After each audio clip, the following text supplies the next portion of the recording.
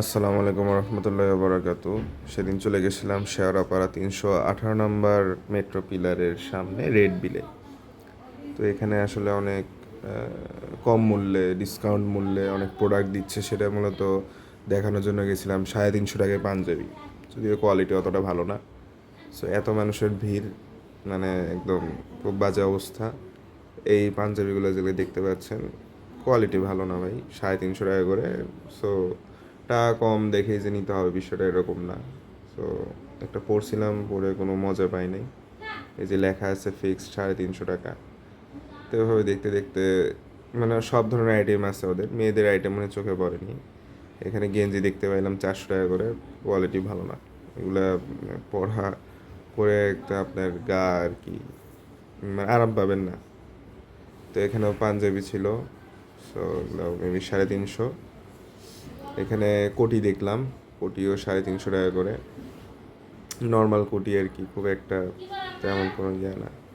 তো যারা হচ্ছে কোটি নেওয়া যেতে পারে, যে আপনার কখনো কোটি না পরে থাকেন, ওইদিকে শার্টও ছিল, তো সেই ক্ষেত্রে নেওয়া যেতে পারে, বাট এগুলো আমার চয়েস হচ্ছিল না এরকম।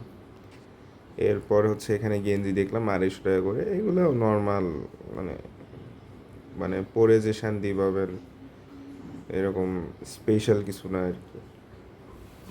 তো নিলে অবশ্যই ভালো জিনিস নেওয়া ভালো। তো ওরা দিচ্ছে, কম টাকায় দিচ্ছে এই আর কি। সো এই যে এগুলো পাঞ্জাবি, পাঞ্জাবি আসলে এগুলো কোয়ালিটিফুল মনে হয়নি। বিশেষ করে হচ্ছে ওই যে গলার যে ডিজাইনটা, ওটা পরলে মনে হয় গলায় কি একটা ভারী ঝুলে আছে, এরকম ফিলিং হয়। আর এই সব কোটিগুলোর মাঝ থেকে আমি একটা কোটি নিয়েছিলাম, এগুলো হচ্ছে 500 করে, 500 করে। তো এই যে এই ব্লুটা আমি পরছিলাম, ব্লুটা চয়েস করছিলাম, এবং এই যে পার্পলটা আমি নিয়েছিলাম। তো ফিক্সড হচ্ছে এখানে 500 টাকা লেখা। তো এবং 600 টাকা করে ছিল হচ্ছে এই যে বেগি প্যান্টগুলা। তো প্যান্টের কোয়ালিটি মোটামুটি ভালো, সো একটু প্রাইসও বেশি।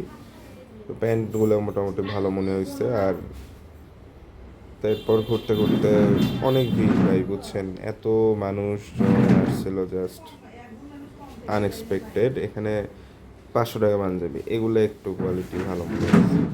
এগুলা মোটামুটি ভালো কোয়ালিটি, কিছু কিছু, সব সব না, কারণ মিক্স তো থাকেই। তো এগুলা 500 করে, একবারেই খারাপ না। তো আমার বন্ধু কিন্তু আমাকে ভিডিও করে দিচ্ছিল।